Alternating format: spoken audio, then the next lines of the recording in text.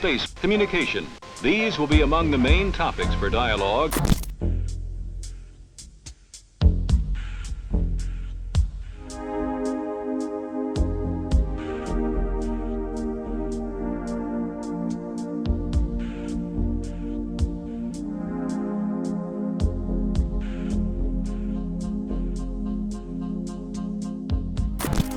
Hitakarana, for instance, how to keep the harmony between human to human, human to God, human to the environment and nature. Look at the way you're going to treat that food, where that food has come from. Has it been produced in harmony and in alignment with nature?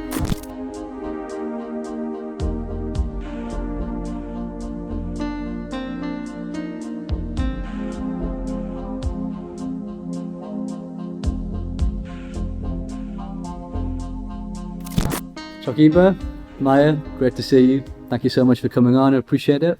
It's been a while since we met. Yeah. I think it's maybe 5 years ago, right? At the funeral, which we can talk about in a bit. Yeah, so the subject of Balinese culture and Balinese traditions is something which I greatly admire, and I talk about it a lot on the show. And often I'll use it as an example, like a shining example, especially in today's world of COVID and the pandemic, of how things, could be if we sort of look at the traditions here. Whether that's community, whether that's craftsmanship, rituals, all the things that seem to exist here.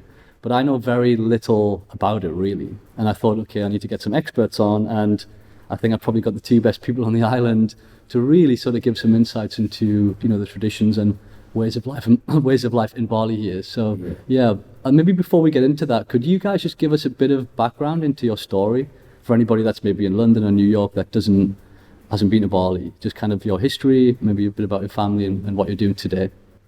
Traditionally, I was born in the royal family in Ubud. So kind of descendants, all this cultural obligation for the community, for the family temples, and also making all this sacred mass and statue. So in the term of process of the time, so now I'm as a bendesa adat, I've been trusted also to lead the villages with its customary law, because we Bali now, it's become one with Indonesia, so we have kind of two nation. In one way we have to preserve and still doing our tradition by customary law, we call awig-awig. Every villages have that in Bali.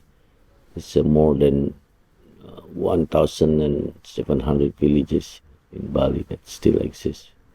And also we have to do our national law also at the same time. So there's a kind of finding sometimes conflict, sometimes it's have to find some wisdom to make everyone happy.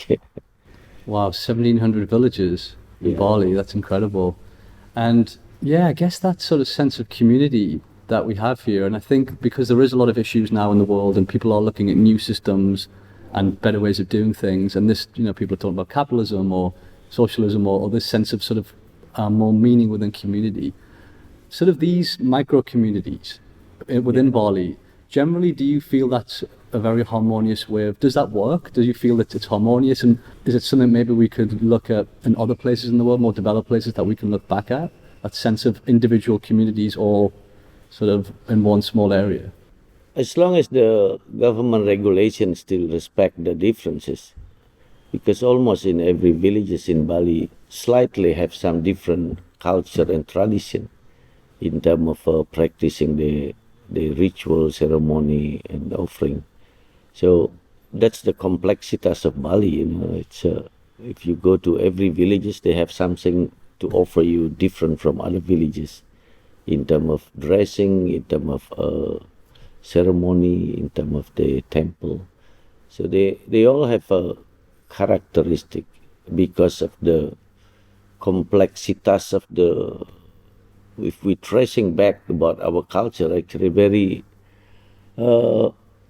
long way back, actually, from animism and then Hinduism, Buddhism, and then also in the term of the system, when the Dutch has come, when the Japanese has come, and then we become republic in Indonesia. So that's also can influence in some practical how to perform our tradition. We can avoid those kind of impact of the time, yeah, including now the modernization. Wow, incredible. So fortunate because of the system, we still be able to preserve our essence of our philosophy of life. But we also facing a very big dilemmas for the future.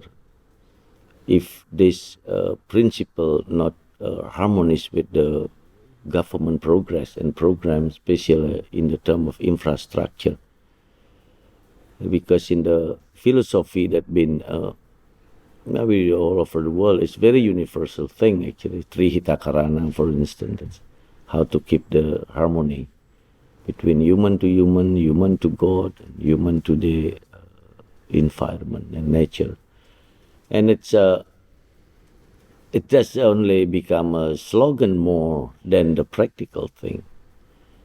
Philosophy won't give you any meaning unless you doing it. Not enough in the mind or speaking it, but the three action have to be selaras, thinking, speaking, and action. That's what we working hard also in the adat, communicate with the government progress, because sometimes it's not nyingkrun, what it's not become exploitation instead of conservation. And that's the conflict interest I find it in the lapangan, in the villages.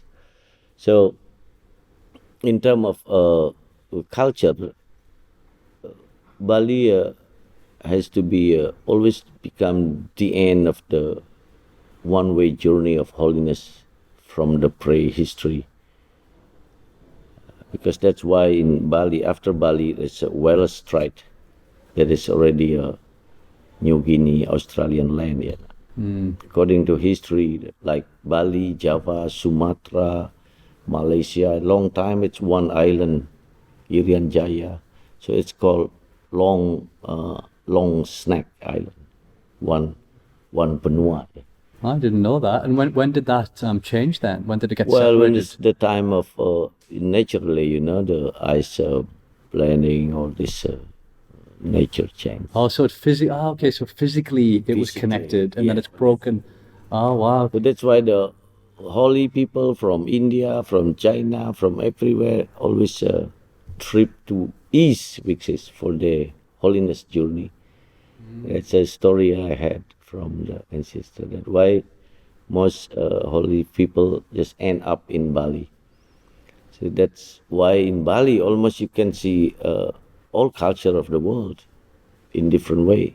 Yeah, that's true. Because they adapted it here and processed it here, and then become a Balinese culture. There is a Chinese influence, there is a Greek influence, there is a European influence, but we perform it in our tradition with locally material. And same as religions also, it's a mix, Hindu, Buddha, animism, Tantrism. It's very much a practice of Tantric in Balinese ritual too. And how did, because it is a unique form of Hinduism, unlike anywhere else in the world, do you know the history of that? Did somebody back then even manage to create something completely different to everywhere else and sort of get enough people on board with it? Was it like an amalgamation of the best of what they saw was around then, and then, or did it just form naturally that way? No, it's 11th century actually. That's Mpu Kuturan, a priest from Java, came to Bali to reform it again, because before that it's like in India, it's a sector, Vishnu, Shiva, all they have the grouping is sector. Aliran tu apa bahasa Inggeris? Yeah, different Sector. branches, so Branches. they And would worship a specific deity. An individual, and then those concept Empukuturan put it together, become the concept of belief of Trimurti, which is the creator, the preserver, and destroyer. Brahma, Vishnu, Shiva, and each village have to build a temple called Kayangan Tiga, which is Pura Pusah as a preserver, Vishnu, Pura Desa is a creator, and Dalam is bring back to the original for the death temple. Right, and well, that philosophy I find is sort of, it's part of the makeup of Bali, isn't it? That sort of like life, death, sort of black-white dualism that exists here. Yeah, sort of order and chaos. I mean, how does that work here in terms of your daily life? That sort of balance of From that time, they have the desa adat, desa pekraman, the community villages. So during the Resi Markandeya, who also brought the Hinduism most Vaishnava sector. That's why in the past, religions in Bali called agama tirta, agama water, holy water. It's more Vaishnava, and he brought it from northern India and Java, and then East Java, and then to Bali. That's around maybe 6th century. And how do you feel the traditions have been so strong for so long? And like other places around the world and in Indonesia, cultures have changed. And you come to Bali and it still feels like we're part of this amazing, almost like indigenous way of doing things. And in these modern times of today, it feels like, well, I certainly feel so lucky that I can witness this and sort of be part of that life, but also in a sort of modern setting in today's Bali. How do you feel the cultures have stayed so strong over the years when other places have changed? The belief that we've been descended is we call Panchasrada.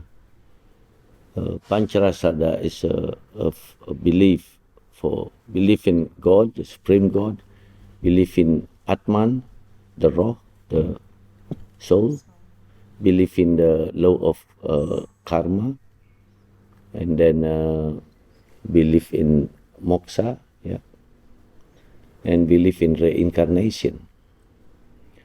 So when you believe in those reincarnation things, so you don't only live now, only physically. So what we're doing now is for what we're going to get in the future, in the next life, according to the law of karma pala. And we have an obligation to preserve the system, especially to preserve the nature and the people through our ritual as far as we can. Even though modernization is happening, but fortunate nature always also remind us to going back again to our tradition. Through trance, people get trance, people get sick, but when they do the ritual, they get normal again. Some, I don't know what you call it, miracle, I don't know, but it's happened. And that's happened everywhere in the villages. For instance, people descended as a priest of the temple. It has all the generation have to take over their parents' obligation.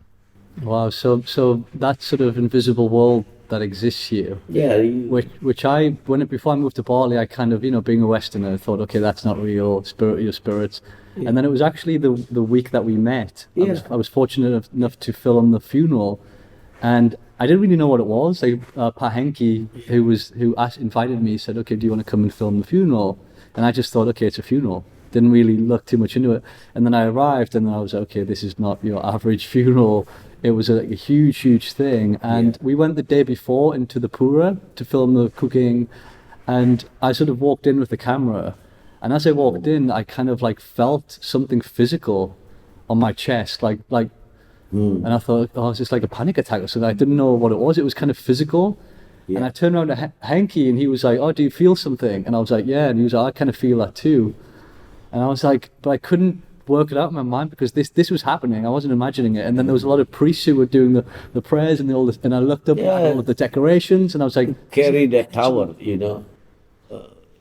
Logically, it's impossible thing to do by 300-400 people carrying it. It's big tower without the helping from the God and our other life beyond mind. This is carrying the huge. Well, it's a bamboo structure, and the bamboo structure it's this thick, right? Which is like steel.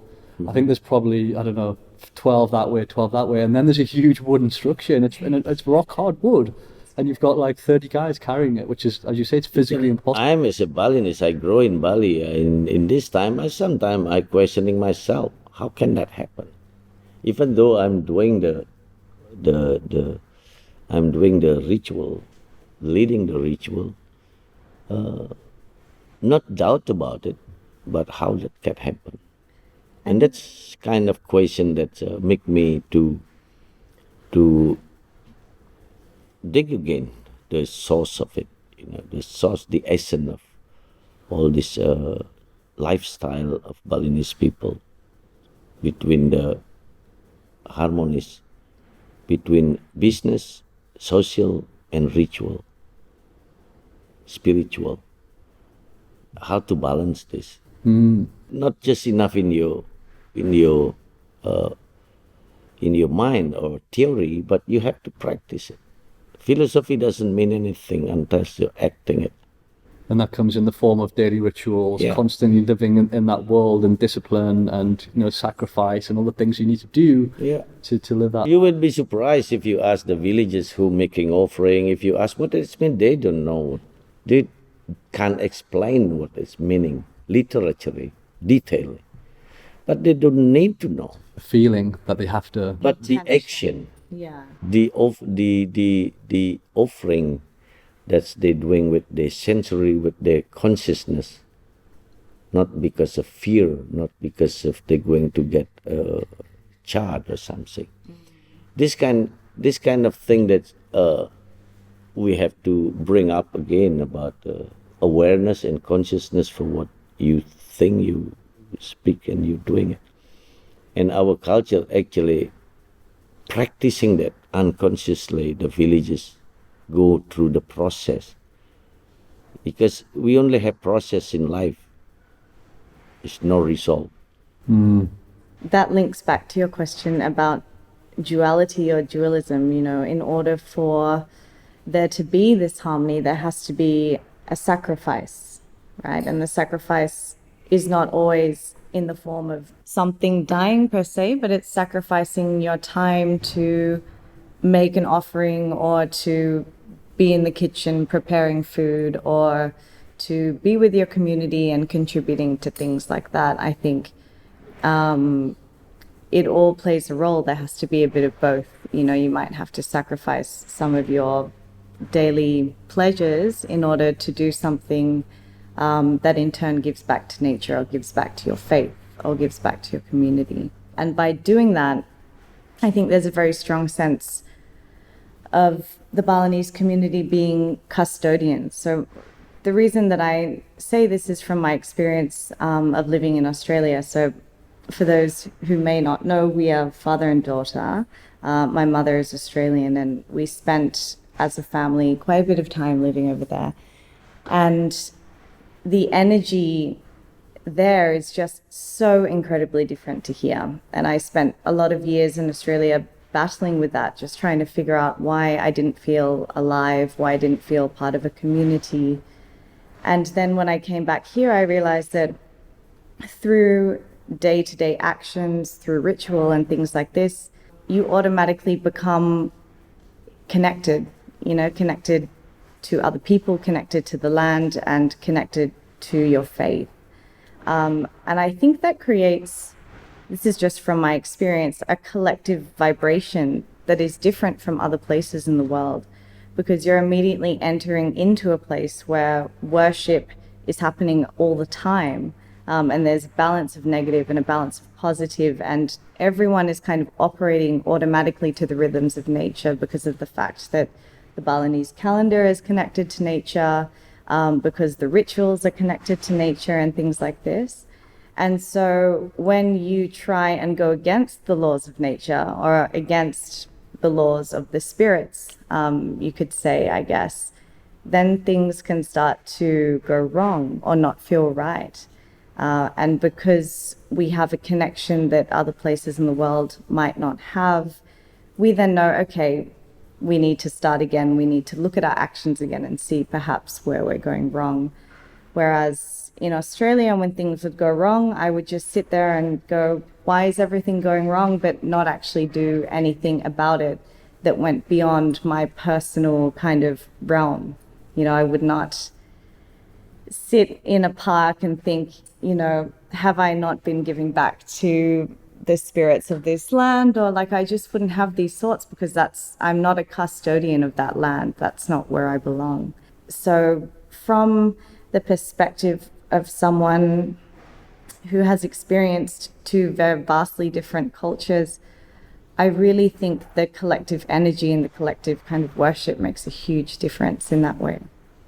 Yeah, because our ancestor is so genius actually. So we can survive in the all circle of Chatur Yuga, and we believe now it's the Kali Yuga, the time of destructive.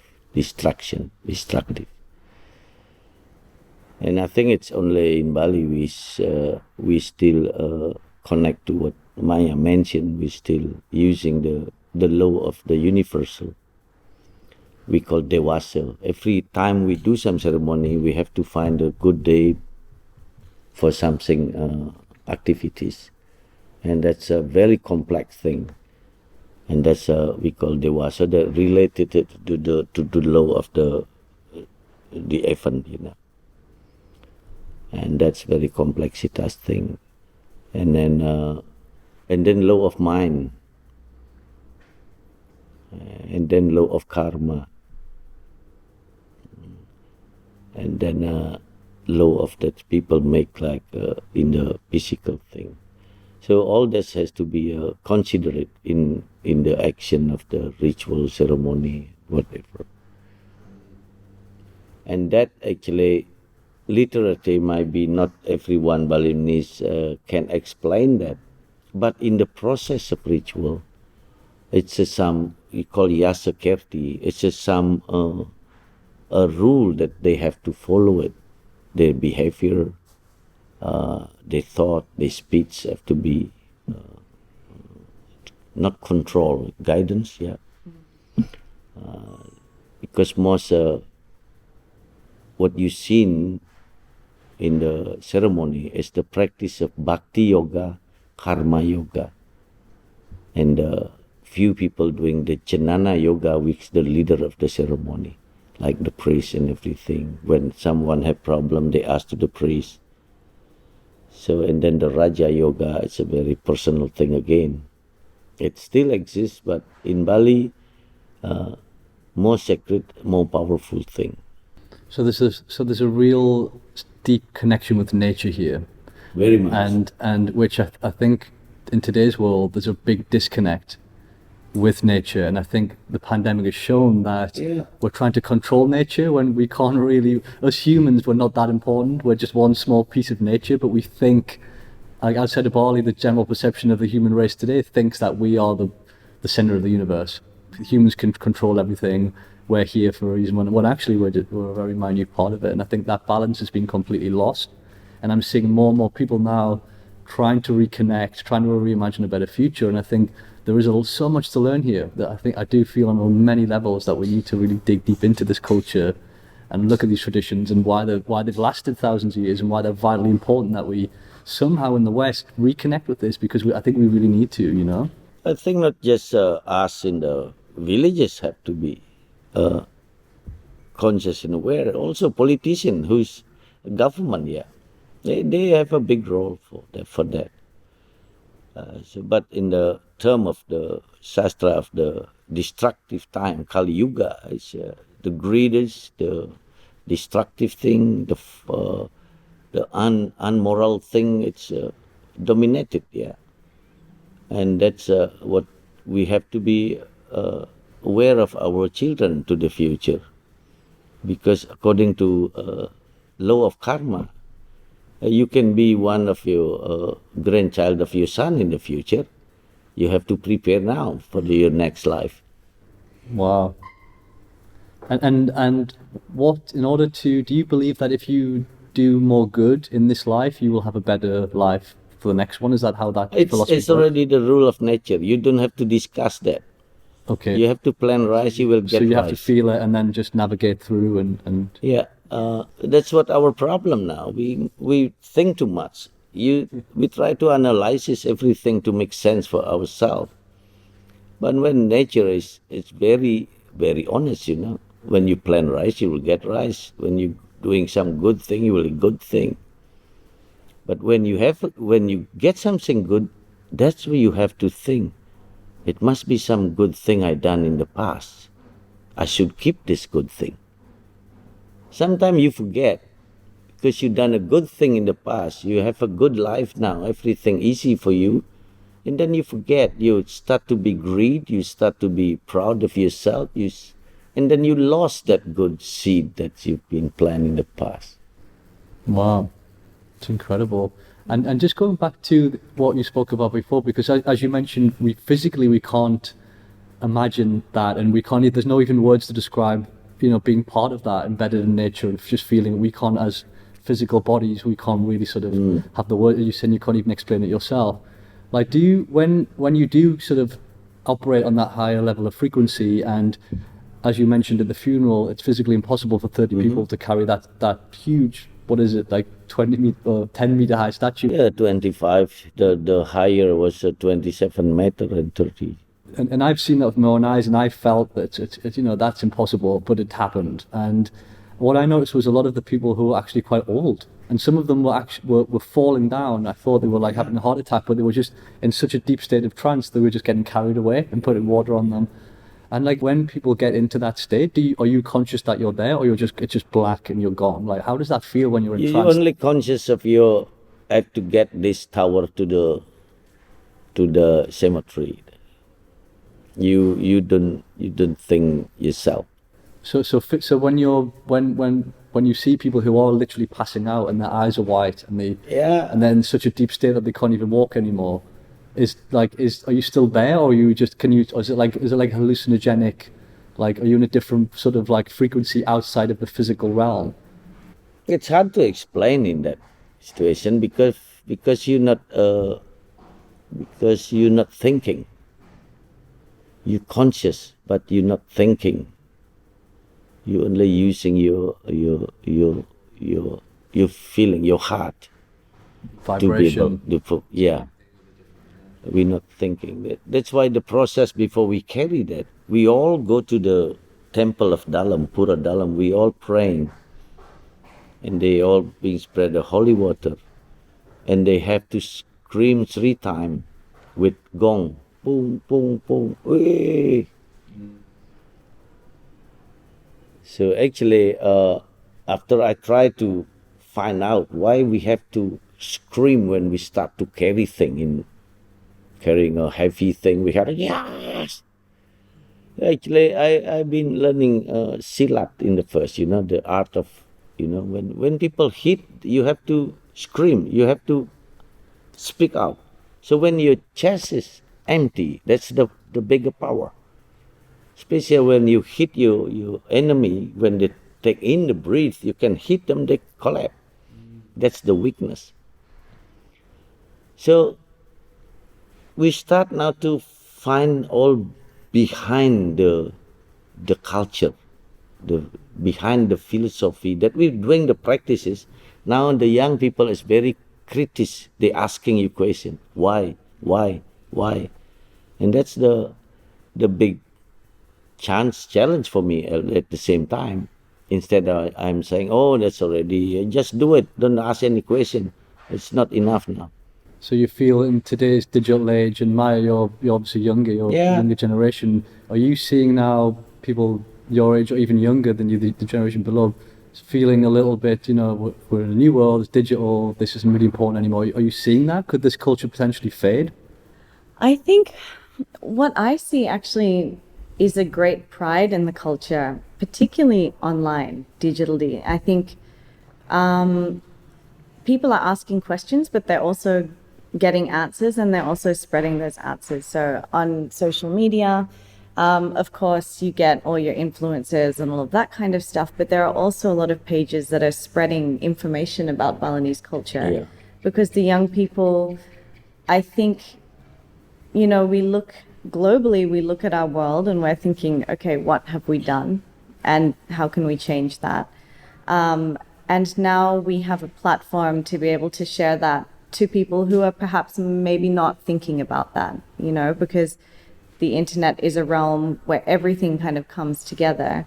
I think people actually want to know the answers. We're very inquisitive. We don't just take this is how we've always done it for an answer. So I don't know if there's a risk of it being lost because of the internet. I think there might be a risk of it coming back to life, but I do think there's something to say for being completely present in the process of anything. And I'm guilty of this myself. We always want to record, we always want to take photos, we always want to share. But I do feel that distraction is a very dangerous element when it comes to things like ritual. And I think it is important for people to be proud and to share, and of course to record, but to also be fully present in that moment. And I think technology takes away from that. And I think technology can also kind of get in the way of rituals because it's, everything is frequencies. And I personally feel like when I'm praying, I want to have my phone switched off because in a way you're like a phone tower, right? Transmitting a message, receiving a message, and to have that thing next to you vibrating and kind of getting in the way, it's pollution, these EMFs. I think, yeah, it's a fine balance of sharing and getting the word out there, and also where do we draw the line and say enough of technology, let's really get into this in a very present way. Yeah, and the other thing that you never seen maybe, that's in every shrine in Bali, we buried 5 elements called Panchadhatu. That's to magnetize the earth. It's gold, silver, copper, iron, and ruby. Public never seen that.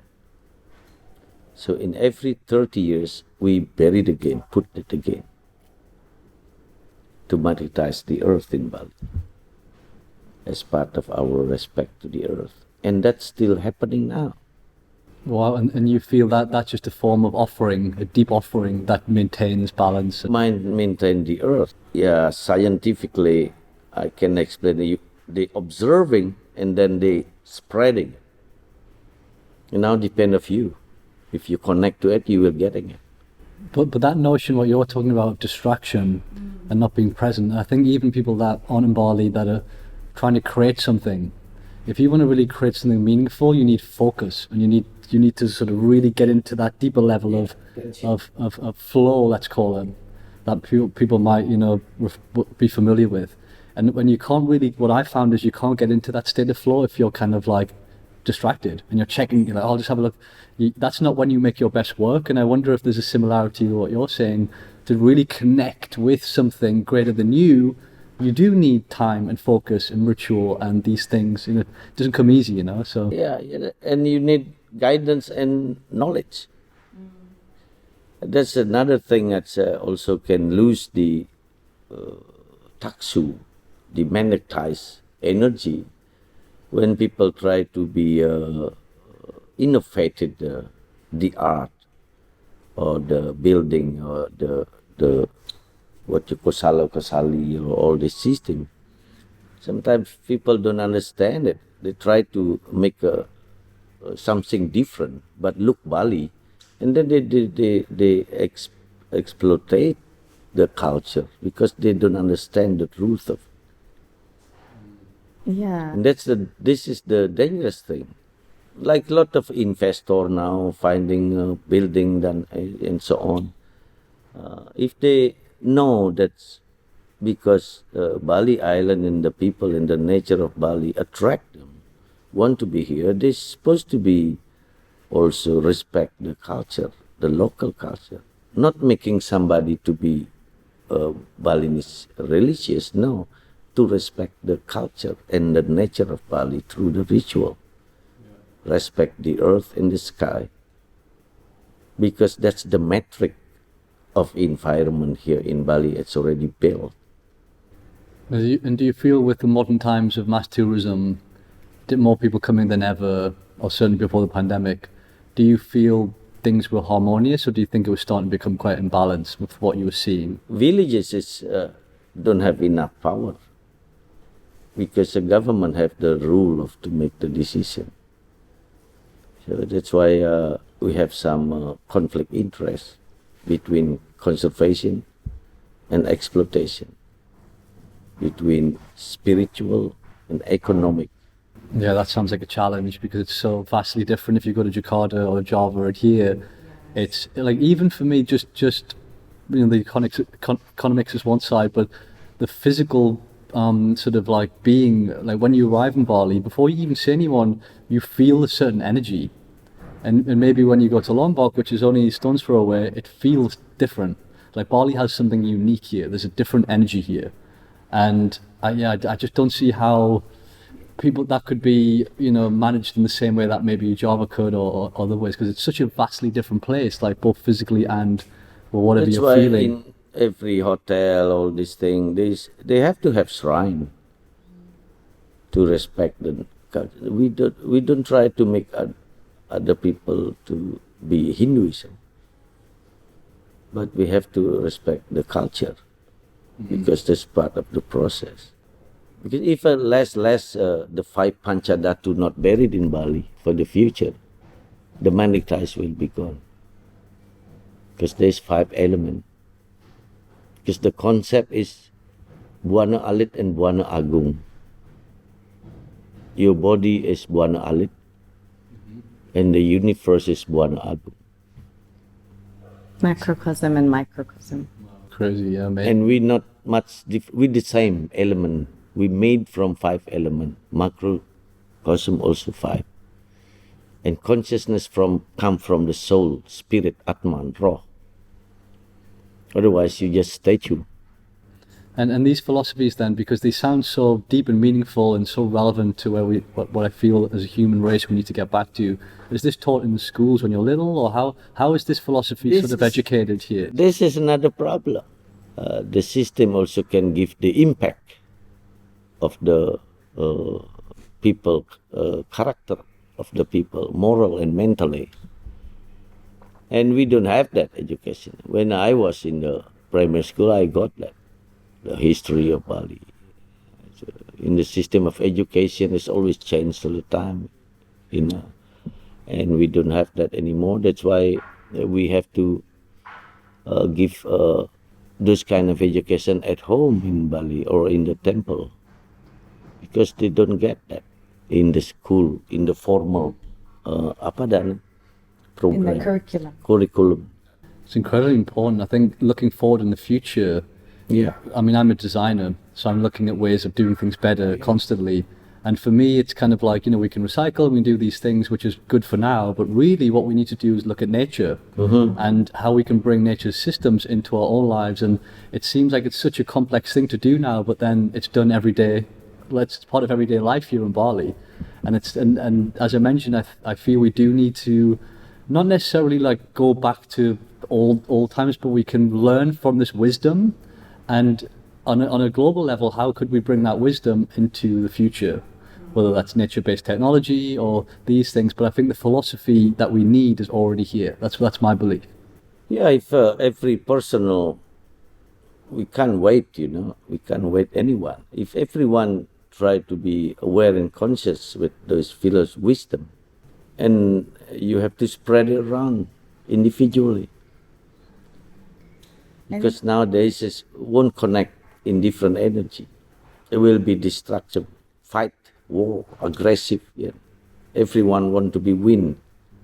A simple way, I think, for people who perhaps, because I guess it's important to note that we're very blessed to have these incredible cultural and community structures that have preserved the culture here and allowed us to have access to this wisdom. And if you are somewhere where you don't have these structures around you, or if you're a younger person who is still learning like me, and I'm very fortunate to have amazing elders, my father, my grandmother, my brothers who have helped share this wisdom with me, is it to simply, going back to the seed that you brought up earlier, and look at every one of your actions as a seed. So when I talk about cooking in the Balinese kitchen, I say to people when they look at their ingredients, to look at them as an element of the divine, as like a gift from nature, and look at the way you're going to treat that food, where that food has come from, has it been produced in harmony and in alignment with nature, and the way that you're cooking it, are you doing it with presence, and is in alignment with your health and the health of the people that are going to be eating it. And when you're consuming it, are you consuming it consciously? That's just one example from the kitchen, but if you looked at everything that you did and thought before that, what are the consequences of this action, you will immediately do that action in a more conscious way, in a more compassionate way. You know, I think there are very few human beings that would think, I want to commit harm, I want to do something that is going to cause harm, if they really stopped and really thought. But in this way of life that we've been living, which is so fast and we don't have time to think about our actions, that's when we trip up and make mistakes and do things without properly thinking.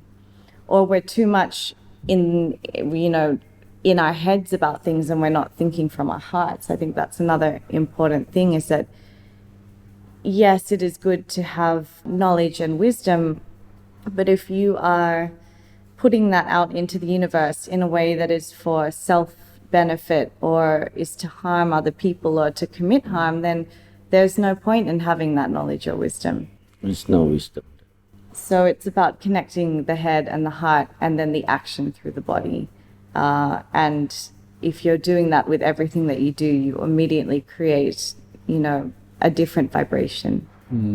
So it's almost like living with a grateful heart and being present that, we're lucky to have this, and sending whatever you're doing, send it out with the right intentions, because the laws of nature always says what you give, you're going to get back, right? So if you give out bad, you get, and I guess that's karma and these things that you're talking about, yeah. Yeah, karma pala, the fruits of your actions. Everything that you do, it will produce a fruit. So what kind of fruit do you want to produce? Like mango trees, it's not all mangoes sweet, but ripe at the same time. So that's what's based in Balinese people still, even though dress modern, but inside they still consider the action from all this faith and philosophy that we have. And I wish nowadays it's very important, especially now the COVID thing, the government give instruction not to be gathering, all these things. And in the same time, I'm in the village, the ceremony, people come. So if we stopping, they will get stressed more, And because nowadays in this situation, I think we all need something to hanging on, physically, financially, physical thing. And secondly, psychological thing, because we never know what's going to happen. And the third is spiritually. And the fourth is cleansing your heart. So when we do ceremony, there's three things already involved there. The psychological, the people have faith to their God, to their belief, because we can't see our enemy as a virus, You never know who is it. But at the same time, we also do the protocol as the government asking us to do it. With mask, with distance if we can. That's the difficult decision for leader of the adat to make decision with doing the ceremony or not. Yeah, it's tough, isn't it? Because you have your ways of doing things, and then externally you're getting told to do something different. If we don't do it, we feel guilty. When you feel guilty, your immune down, stress, because that's already routine. And also, this is not new thing in Bali. Big disease like this, it's happened in the past many times. That's why we have special ceremony. Like now, Sasih Kenam ini, the month of the 6th, we carry the barong out to clear away all these diseases. Well, again, it's just part of nature, isn't it? We can't really hide from it, and I guess you either accept it and be brave enough to just say, well, this is life, and you guys have already got it worked out with, in terms of you're not scared of dying, and you're living this sort of balanced life, and you understand the larger laws that are going on. But unfortunately, other cultures are kind of really trying to squash it, and you can't do that. So it's creating fear and anxiety, and yeah, so it's a complex thing, but it's for you guys. Then I make decision in Ubud. Like last night, we go with the barong, go around villages, we make the ceremony, because they need a strength. They need a strength, psychological, spiritually, and the heart have to be. Financially, still each other still helping in the villages because of the system again, Also the community system, Community you can system, lean on each family other. system. So in times of hardship then, like now, we're seeing this community system working, because maybe, I think we were talking about this yesterday, when times are good, especially the younger generation, they take things for granted, right? But then hardship, some of the systems that are already there all of a sudden matter again, and they appear. And we go back to the old system now, simplicity, sincerity, and not try to force the ceremony as a, showing off. And what have you noticed that's really changed with the pandemic? Is there anything that's been apparent that you've seen that you think people have either gone back to, or things that have changed? Is there anything specific that you feel we've learned from this pandemic? All you had to do was look up at the sky in the windy season and you saw a lot of kites. I think, people have obviously been at home, and there are some very, very negative consequences that have come from this pandemic. But at the same time, people are going back to spending time with family, which automatically becomes an exchange of knowledge and wisdom. People are, I think, in a lot of cases, going back to some of the older art forms. A friend of mine who's a jeweler is now teaching his son, who worked on a cruise ship, how to design jewelry and make jewelry. And there is, of course, a very sad element to that, in that people are struggling to make money. But I think Bali was also at a point where a lot of the older or more traditional art forms were at a risk of being lost because of people going to corporate jobs or hospitality work. I am an example of that myself. I mean, I started to illustrate this year, and that's nothing, I've never done that before, but it was because I lost a lot of my other work. And, it is an important part of being Balinese is art. It's in our blood, it's in our soul. And so I think the opportunity for people to go back to the arts is wonderful, but at the same time, a lot of the arts have also been squashed. I mean, there's no dance performances, a lot of painters and things like that, and carvers are really struggling. So again, it's a double-edged sword. I mean, there are parts of it that are positive, and there are parts of it that are really hard for people, and it's hard to comment on it because we just don't know. But we are very lucky that we have, a faith system that allows us to be able to release back into the universe, and in turn receive help from the universe, which is something that's hard to explain in words, but you can't deny it once you feel it. A lot of people, when they are stressed, will go to a spring or a natural water source and wash it off physically. Cleansing. Cleanse, yeah. Melukat. So it's really lovely that we're still in harmony with nature in a way that we can still access fresh water sources to be able to do things like that.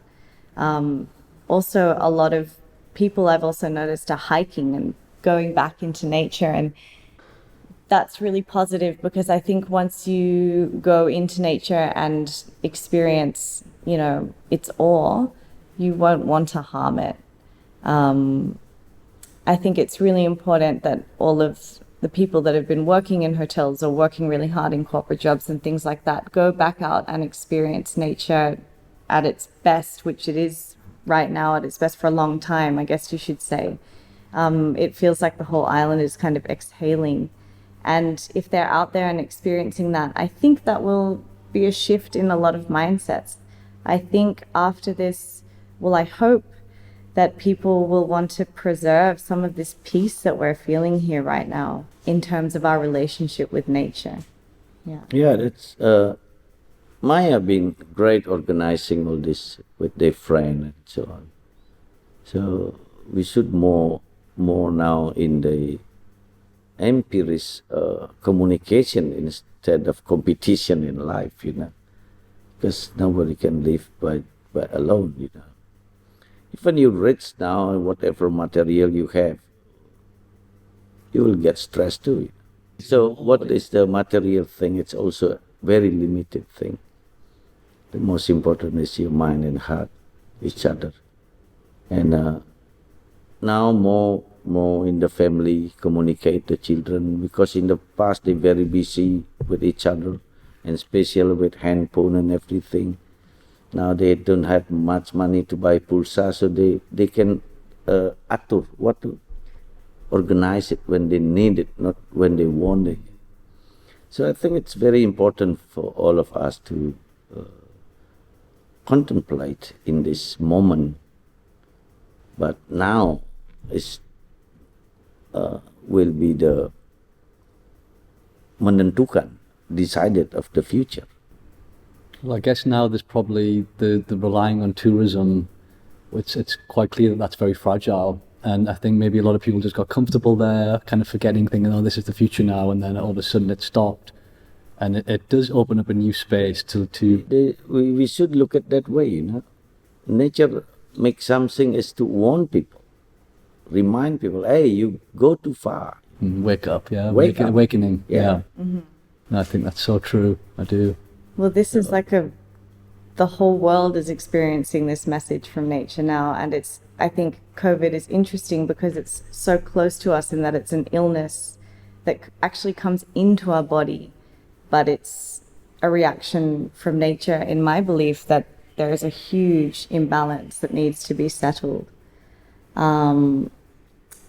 How that happens on a global level is an interesting and very large conversation, but you can definitely see that here there seems to be a big focus on purification and yeah, just being more thoughtful.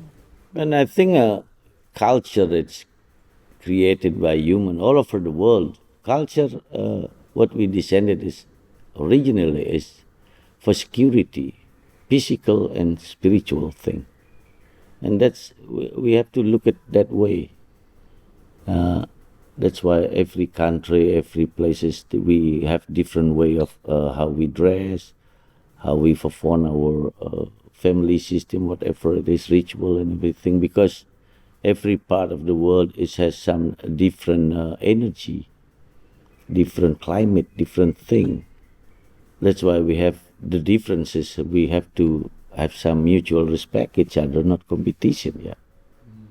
To be cooperate to the whole the earth together. Yeah, it's a reshift of sort of how we're thinking about things. And you mentioned people going back to art, which is great to hear. Yes. And art culture here is, again, deeply embedded in, Balinese way of living. And is it right that there's no real word for art in Bali because you feel life is that true? Is that a true thing? We have called seni. Seni is also Indonesian word. Also in Bali we call, which seni come from, the word come from Sanskrit. Okay. From sani, which mean persembahan, it's offering. Yeah. That's why in the performance of dance, music, art and everything. So it's an expression to the gods ultimately. It's not like an exchange, a value exchange of you make some art and get paid. That's why it's no jury there, no judge there. because that's the purest will, form. everyone will offer their best to the God, to their God. So, and everyone have some different ability to. So there is no judge in the art. Okay, which is great because that leads to a pure expression of whatever you're feeling that you want to express. It's a true expression. It's not like informed by what somebody wants or how much somebody's going to pay for it, which is very interesting. And it leads to a more diverse art scene too, which you're really seeing now, actually, particularly in this pandemic. I think a lot of people are creating beautiful art because they have time, but also because they need to express. Yeah. There is three form, like music, dance, art, One for entertainment, one part of the offerings, and third is the sacred one, sacral, tari sacral, trance and everything, all these different form. The one is for entertainment, when people have some connection with the work of the art, they will buy it very expensive, It's not kind of, depend how connecting it. Some people not connecting doesn't mean anything, because they will use that symbol for their own self in their house, connection like that. So. And also the craftsmanship or craft culture which exists here again in daily life. So when I came from England and I came to Bali and I started working on a project here, and we work very closely with the craftspeople here in Bali, and I was just amazed at the level of craft that's here. It's like phenomenal. It's unlike anywhere else, whether that's carving, whether it's weaving, all these amazing things. But B, it happens of such widespread. It's like pretty much in every household somebody can make something incredible with their hands, and that's been completely lost. And certainly where I come from in England, do you feel that is something which people recognize the value of, or because what I noticed was, especially the younger generation, they were like, oh, will people like this? Is it good enough? And I would say, well, if you had that skill in London, you'd be one of a very few, So it's kind of a very unique thing. And this pandemic actually bring them back again, the young people. They have to stay home. They have to help their parents.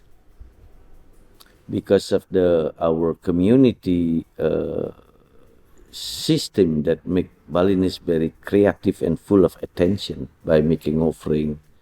Because when we have a ceremony, the man cooking, woman make offering. At home, woman cooking, man, eating. So all this kind of experience, like all making decoration. That's why when someone's ceremony, we not allowed to judge them, both good or bad or nice or not. We're not allowed to.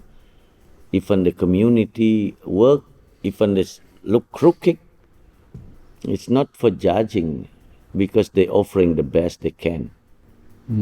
Incredible. So they learn the talents from the young. Whatever their hobby, they go there to help. They do it for the community and the offerings. And in modern times, when we're seeing, there's still majority of things are made from bamboo leaf and rattan, which is amazing. But there is kind of, when you see modern penjos now, they have polystyrene inside, and there's plastic and things like that. And one thing I noticed was there's a real lack of education, I think, just in Indonesia in general, not just Bali, on things like when I arrived here 7 years ago. All of our staff, when at Potato Head we had several hundred staff who majority were Balinese, they didn't really know. They were like, okay, they knew, plastic was washing up on the beach, but there was very little education here. Do you feel that's an issue? I mean, it's an issue. That's a worry of us. Is that something you're concerned about? Yeah. Because a lot of innovation now, sometimes, as I mentioned before, they don't know the essence of it. What they can replace it from bamboo to iron, for instance, what has to be preserving in the element or material that have to using. And because of a matter of time, actually, because they have to work a very limited time for the village, and then they donate money and they attend to buy everything now. But it's good for the local who make that product. You have for business, but not for the community that's learn how to be live by themselves in the future. So yeah, I mean, it's a global problem. I mean, it's the same all around the world. People are designing items which are bad for the environment, but are not realizing it. But I do feel now people are waking up. It's just how do we redesign things better? yeah, they try now the same, like every simple, more practical thing, and something in the. That's why we have to educate the young people now. What you can replace it with other element, what have to be preserving it. Because the natural element is called ambu. It's giving a connection energy in a different feeling with synthetic plastic or iron thing. It's the curse of convenience, It's like in the kitchen, for example, before, if you wanted to eat a chicken or a duck, you would have to sacrifice that animal yourself. You would have to prepare the wood fire to cook it in the fire, and you would have to butcher it, and you would be a part of that process. And although that sounds like you're just cooking something, actually, when you cook with wood fire in Chinese medicine and in a lot of other cultures, the fire provides a strength within your body. It's like a source of creation, which helps you break down the food, so it contributes to your health. And then in sacrificing the animal, it's like the food becomes an offering in a sense, because you've sacrificed, you are conscious of the fact that you've had to take this animal's life, and you're grateful for that. And it changes the way that you eat the food, because you're not just going to eat it while you're on your laptop and doing something and blah, blah, blah, because you've put so much energy and a life has been given for that meal. But if you just go to the supermarket and buy a plastic wrapped chicken that doesn't have a face and throw it in a pot and flick on your stove, you lose all of that process. And I do believe that does change the whole energy around something as simple as a bowl of chicken, So it's similar in a lot of different cases with convenience. We lose sight of the process that it takes for things to become what they are when they're their finished product. And that's a disconnection from creation, which is such an important part of all life all over the world. That's so true, isn't it? We're just completely disconnected. You do go to the supermarket, you buy maybe a chicken breast, you don't actually think about an animal, you just think of a piece of food.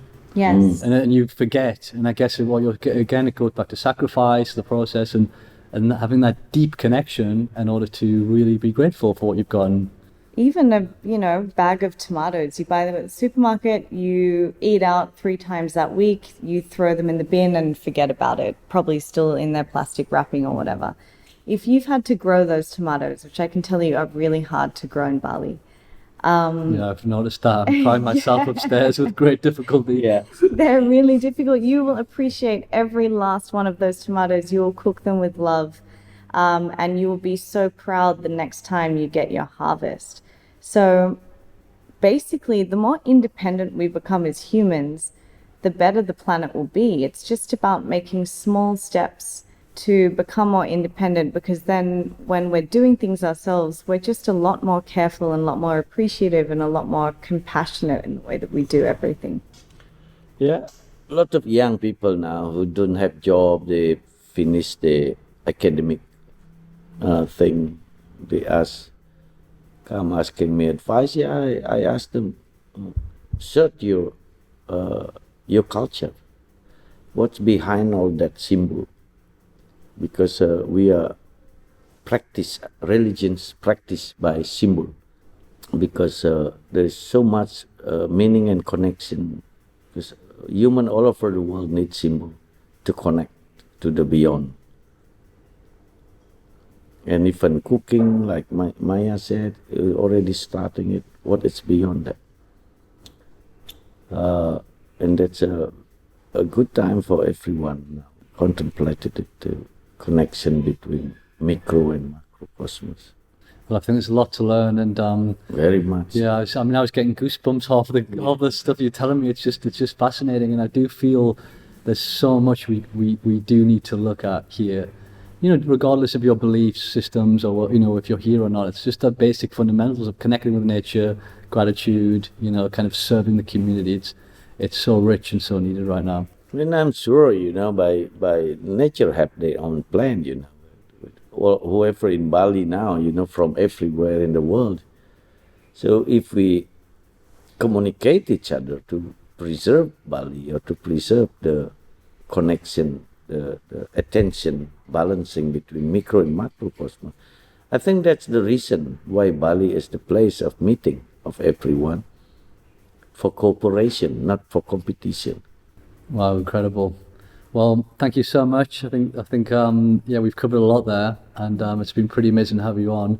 Just one last question before we go, which I ask everybody is, and you've kind of already sort of said it in your teachings, what you've said today, but any advice maybe on anybody that's maybe feeling not so balanced or is trying to sort of strive for a more balanced life?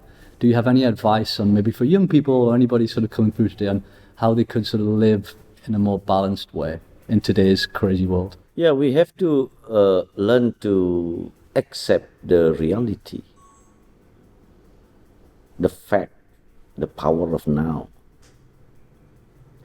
And we have to be able to also to how we handle the impact of the past for the better future. And that's why I mentioned communication between us is important. What we don't have, maybe you have the knowledge.